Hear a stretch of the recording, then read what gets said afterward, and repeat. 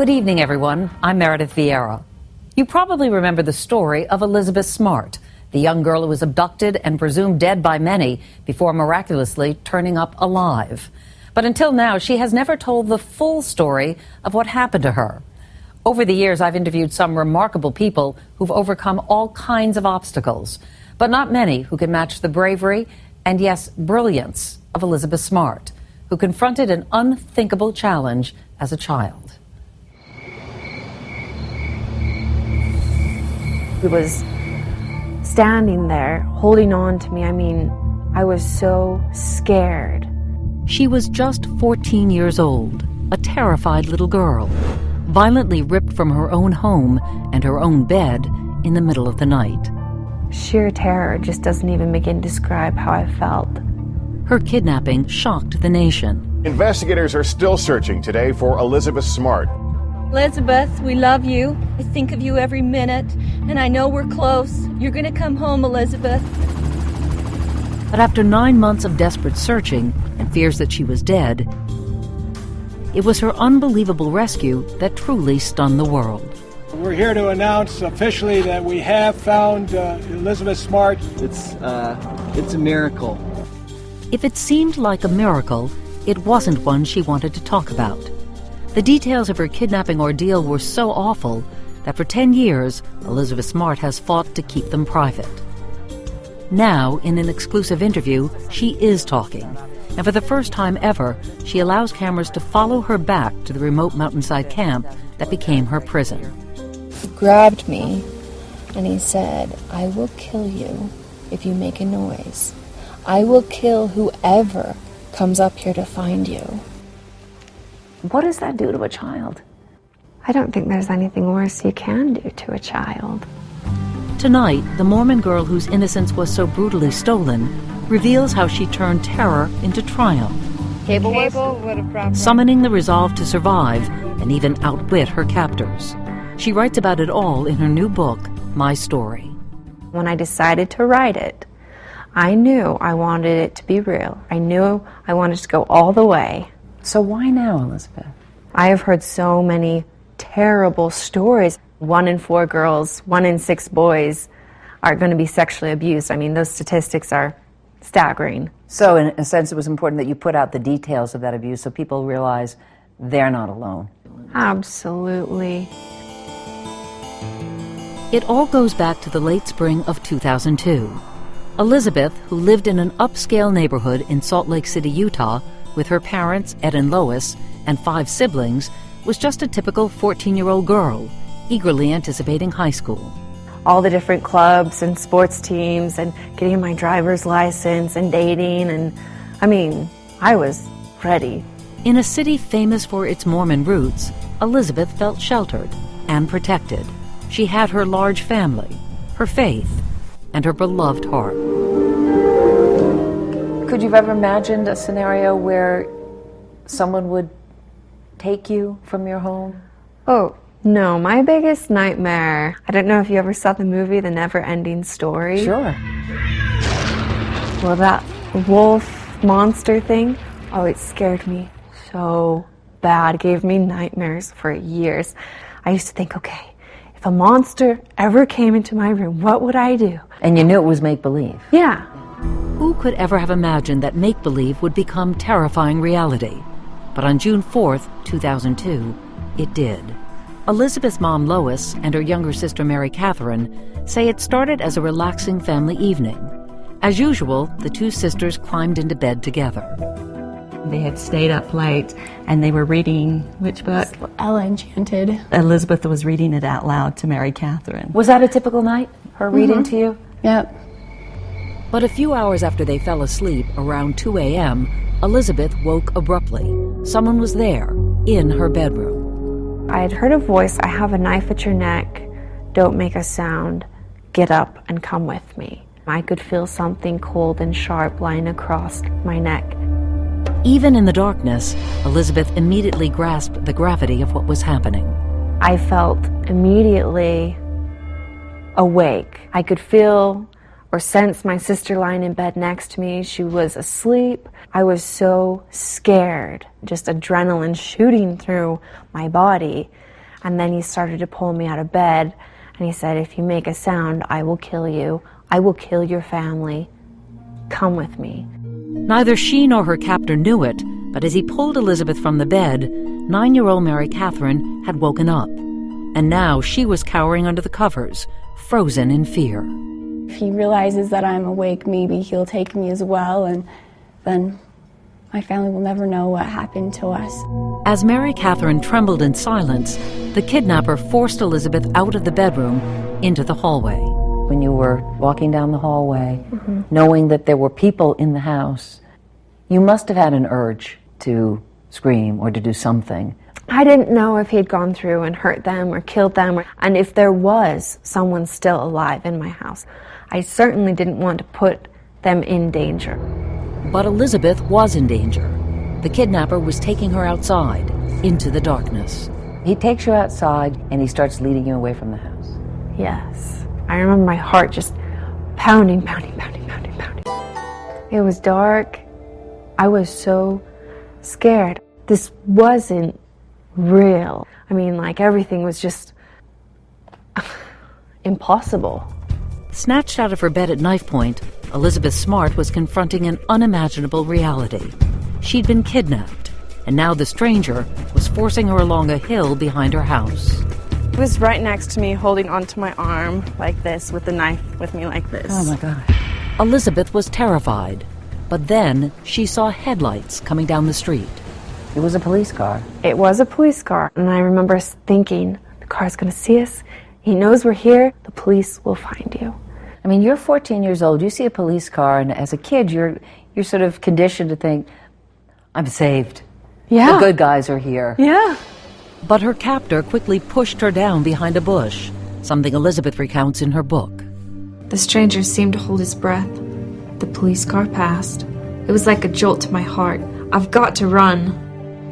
There was nowhere to run. The police car was gone, and now her kidnapper was pushing her onto a steep trail going up the mountain. We came right up this trail. Recently, Elizabeth took me back up the trail in daylight, her dog Archie in tow.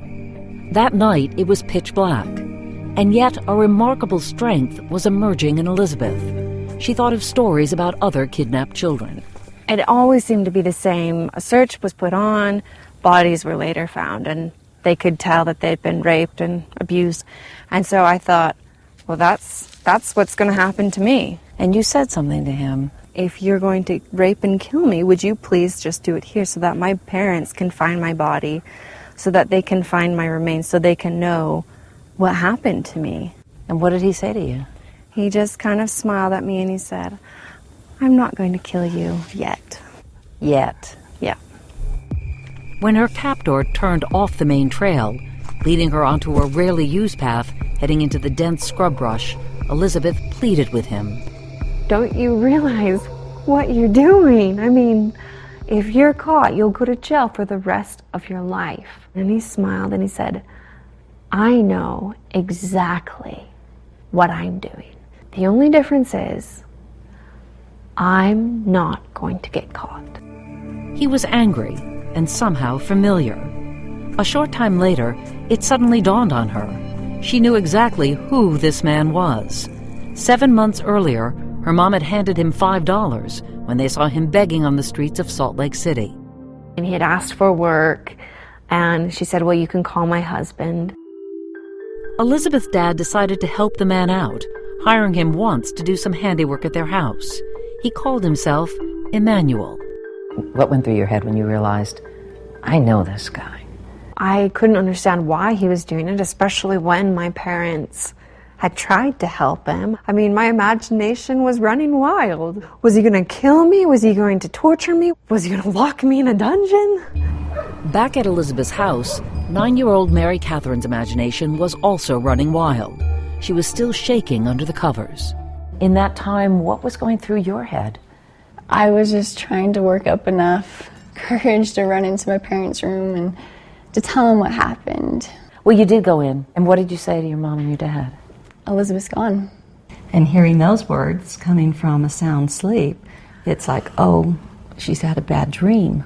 And when she continued, no, she really is gone. I got up and went running down the stairs, and my first view was at the window, and the screen was, I could tell it had been cut. And you knew in that moment? I knew it. The screen on the kitchen window was slashed. The Smarts called 911, and within minutes, police were at the house.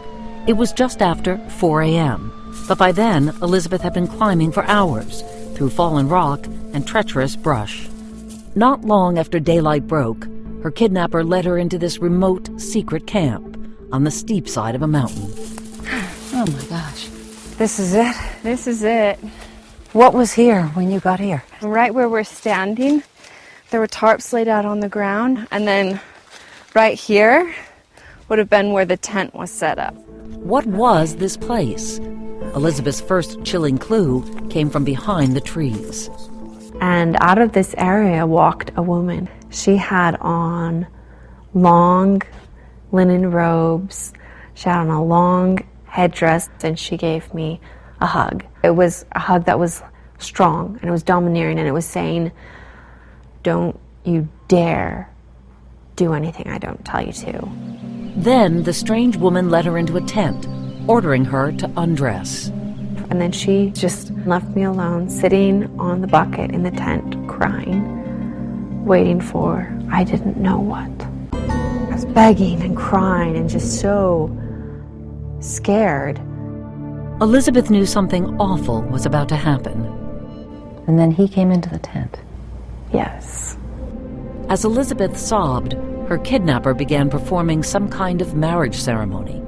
I was able to pull myself together just enough to hear him say that I was now his wife.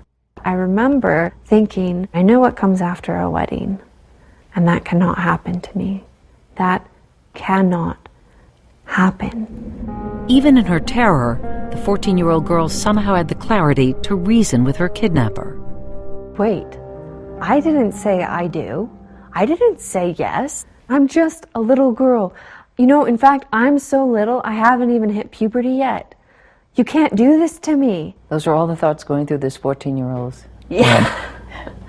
So when I had screamed out no, he looked at me and he said, if you ever scream out like that again, I will kill you. If it'll help you not scream out, I can duct tape your mouth shut. It didn't seem real. Just a few hours earlier, she'd been home, safe in her bed. Now, after an arduous climb at knife point, she was trapped somewhere high on a mountain. I remember him forcing me onto the ground, fighting the whole way, and he raped me right there on the floor of the tent. And then when he was finished, he stood up, and I was left alone, feeling absolutely broken, absolutely shattered. I was broken beyond repair. You were worthless. I was going to be thrown away.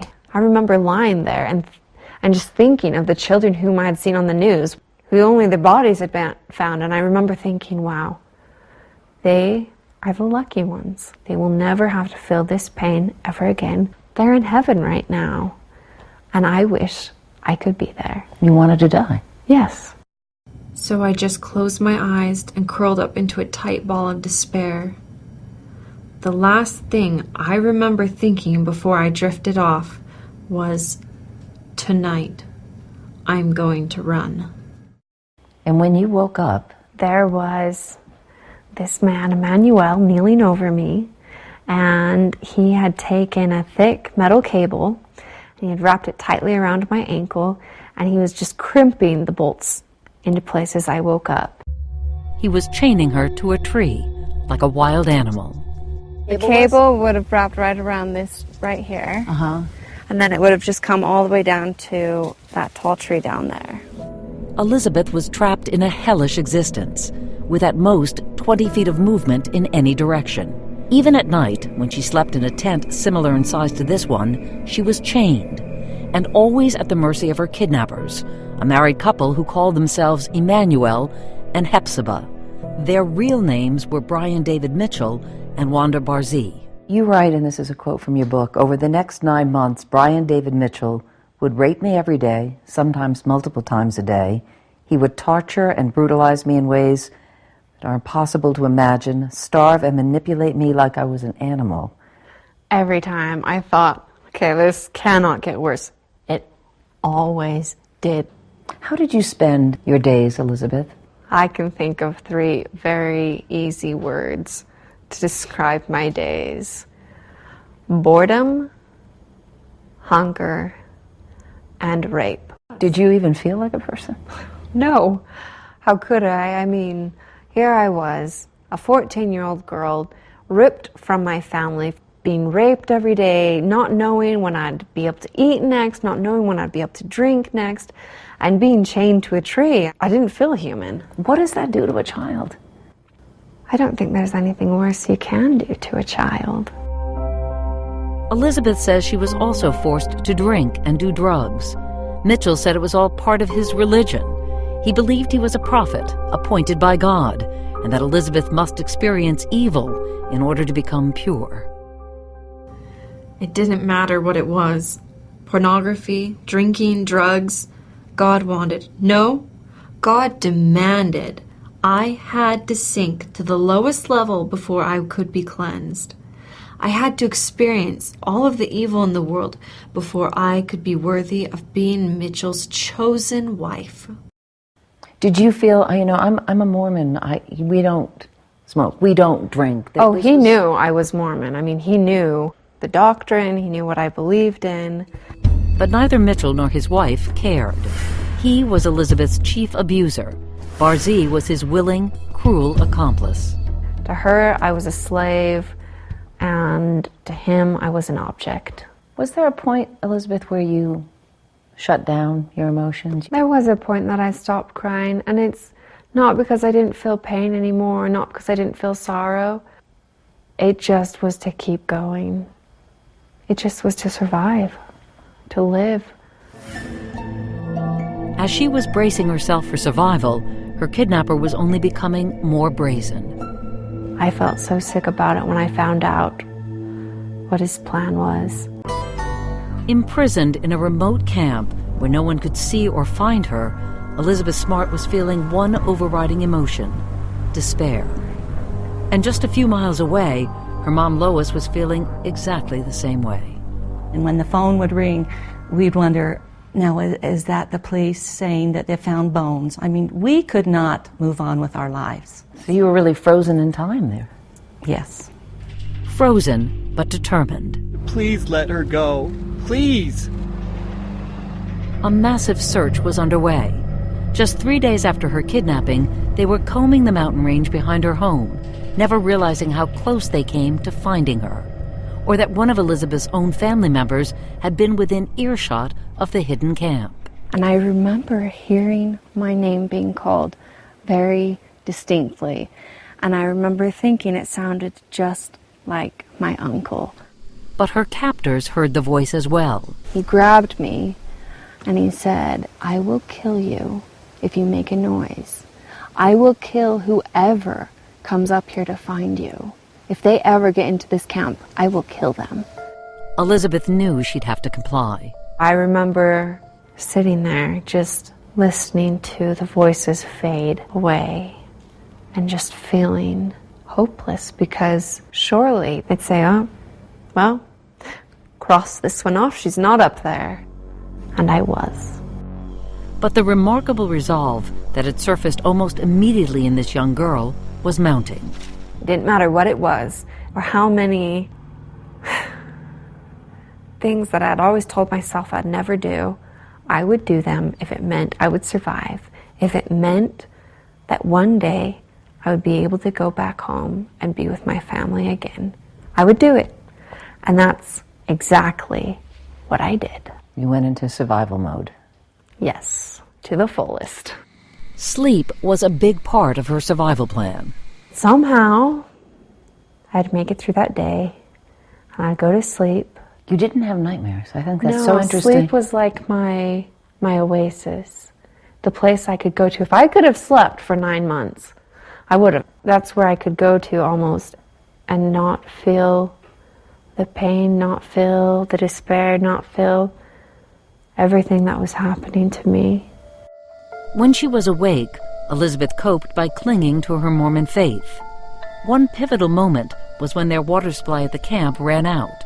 They were all severely dehydrated, and Elizabeth says she awoke to find, of all things, an ice-cold cup of water right next to her. I remember picking it up and drinking it, and I could just feel the cold water running down inside of me, and just how grateful I was for it, and just feeling like it was God telling me that I wasn't forgotten. And not the fantasy of a little girl? Not the fantasy at all, no. This was real. This really happened. To this day, Elizabeth is convinced it was God trying to comfort her. Faith comforted her family as well. They refused to give up hope, even though they knew the odds were against them. Less than half the children abducted by a stranger ever find their way home. And children murdered by their abductors are usually dead within the first 3 hours of their kidnapping. She worried in the book at one point if you all were still looking for her, or if you'd reached a point of acceptance that maybe she wasn't going to come home. Did you ever reach that point? No. Never? No. Until we knew it wasn't conclusive. Meanwhile, up on the mountain, Mitchell was determined Elizabeth would never go home again, and he was hatching yet another kidnap plot. Elizabeth had inadvertently mentioned her cousin, Olivia, who was the same age. All of a sudden he turned to me and he said, I've had a revelation that Olivia, your cousin, is supposed to be my next wife. I felt like such a terrible person. I had just betrayed one of my very best friends. You had just put her life in I real just danger. more or less put her name on her own death warrant, because if she was successfully kidnapped, her life would be over the same way mine was. On the night of July 24th, Mitchell went down to Salt Lake City, intending to kidnap Olivia. It was 49 days after Elizabeth's abduction, and he had planned her cousins exactly the same way. But this time, he woke someone up. He ran off unseen, and at the time, officers said the incident likely had no connection to Elizabeth's kidnapping. But really, there was. And there was intent to do the same thing to my cousin Olivia that had been done to me. Her cousin had been spared, but the incident made Elizabeth realize her best strategy was to keep quiet. It paid off within a few weeks. One day, her kidnapper suddenly unchained her from the steel shackles. Why do you think he decided that? I think he must have felt like because I was going along with him, because I wasn't fighting as much as I used to. Then days later, there was another surprise. Mitchell decided to let Elizabeth out of her prison. He took his wives down the mountain into Salt Lake City to look for food and liquor. They stumbled into a house party where someone snapped this photo. Mitchell had disguised the women in headdresses and veils, and nobody had a clue that the girl was actually kidnapped 14-year-old Elizabeth Smart. It's almost like you're hiding in Plain sight. It was shocking. I mean, to have so many people stare at me and not recognize me or not do anything about it, it was hard. It was really, really hard. But why didn't she scream out and beg for help? It's a question many have asked, and one that never ceases to infuriate Elizabeth. It is wrong for any person to ever judge someone in any situation saying, well, why didn't you run? Why didn't you scream? Why didn't you try to do something? That is so wrong and frankly offensive to even ask that question. Why do you say that? Because you don't know. You weren't there. You don't know what I was going through. Or tell me what it's like, because people will wonder. They don't understand. I was under threat of my life. I was under threat of my family's life. And those two threats right there are stronger than chains for me. Elizabeth was determined to stay alive until the right moment came for rescue. And it wouldn't be long before that opportunity arrived. I just remember staring, just thinking, you are going to save me. As months passed with no sign of Elizabeth, Searchers had no idea she was only a few miles from home, held captive on a mountain just behind her own backyard. But with winter approaching, her kidnappers decided it was time to leave their secluded camp. And ultimately they decided, well, we'll move to California and let's go to the library and look at maps and decide what part of California we should go to. And that's what brought us to the library. Once again, they climbed down the mountain. For Elizabeth, it was another opportunity to be noticed. And they were going to the most public of places, the library in downtown Salt Lake City. Dressed in a filthy robe, headdress, and veil, Elizabeth knew she stood out. We did get a lot of stares. We did get a lot of people walking on the opposite side of the street just to get past us. We looked scary. This time, someone thought the girl behind the veil looked like Elizabeth Smart and called the police. Within minutes, Detective John Ritchie was walking up to Elizabeth in the library. And I asked her to remove her veil so that I could verify that this was or was not Elizabeth Smart. But Mitchell quickly intervened and said, this is my daughter, and we wear these robes and these veils for religious purpose. Just calm and cool, just talking like you and I are talking right now. And what was Barzee doing at that point? She had just clamped down on my leg like a vice, communicating to me, don't you dare even think about it. Petrified, she silently obeyed, and the detective concluded the caller had made a mistake. This couldn't be Elizabeth Smart. Her demeanor was not consistent with what I expected, and this man's statements were cogent, they were convincing, and everything he said made sense. I remember watching that police officer be fully convinced that I wasn't Elizabeth Smart and turn around and walk out of the library. And that was almost just as bad as being kidnapped, as being raped, as being chained up. But did a part of you think, did it cross your mind, this is a police officer, it's a detective. He can arrest these people. This was the perfect scenario in some ways. If you wanted to speak to As a logical adult, that would be the first thing we would think of. But as a 14-year-old girl, I had been through so much, from the kidnapping through everything else. He had followed through with it all, and he had always won. It was a low point for Elizabeth. And then, a month later, it seemed she'd run out of hope entirely. They boarded a bus for San Diego. Who would recognize her there, 750 miles from home? What did you think your fate was going to be at that point? I don't know. I didn't know. I felt like I was doomed to be with them until they died. Now it had been 4 months since her abduction. But what Elizabeth didn't know was that there was a major development back at home. Suddenly, her baby sister remembered exactly who'd been in their bedroom. I was waiting for my dad to come in to tuck me into bed. I was just thinking of possibly, like, who could it be? Emmanuel just popped into my head. Emmanuel, the man who had once done some handiwork at the Smart home. The family wanted to release this sketch of him, but the police didn't. At the time, they were focusing on another man who once worked at the Smart house. How frustrating was that to you? Very. Almost like they didn't really care what Mary Catherine had to say. Yes, that's correct. When they said they weren't going to do it, I thought Ed was going to lose it. So from the police's perspective, why start on this wild goose chase? Yes. Because a 9-year-old said, I think I know who it is. Mm-hmm. Is that essentially That's exactly what happened, yeah. For Elizabeth, that meant more months as Mitchell's prisoner.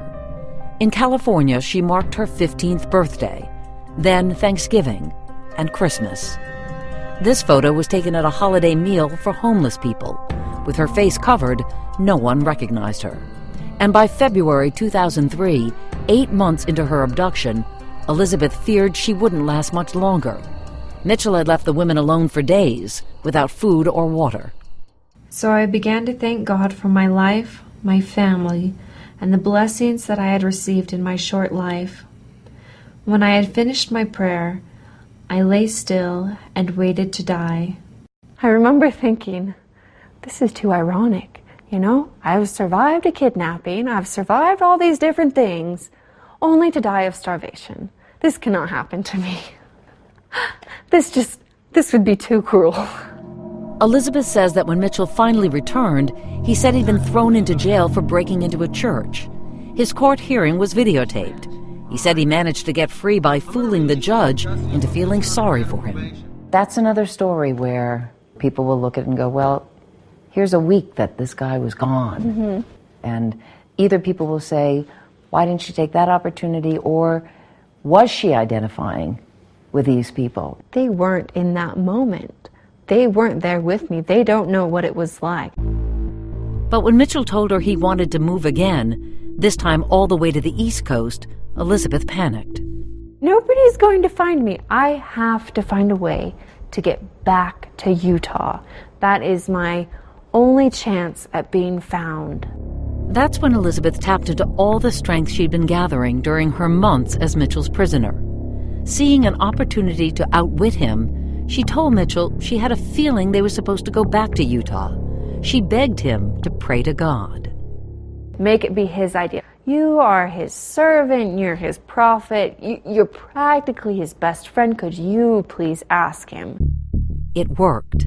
Mitchell said God was indeed telling him to go back to Utah. So Elizabeth made another bold move, suggesting they hitchhike. Secretly, she hoped someone would recognize her. You learn to be, maybe at the feet of those masters, devious. It was a means to an end. I mean, I felt that that was my greatest chance I had at getting home, at being rescued. The timing couldn't have been better. Back in Salt Lake, Elizabeth's father decided it was finally time to reveal that sketch of Emmanuel. Now, we've got breaking news.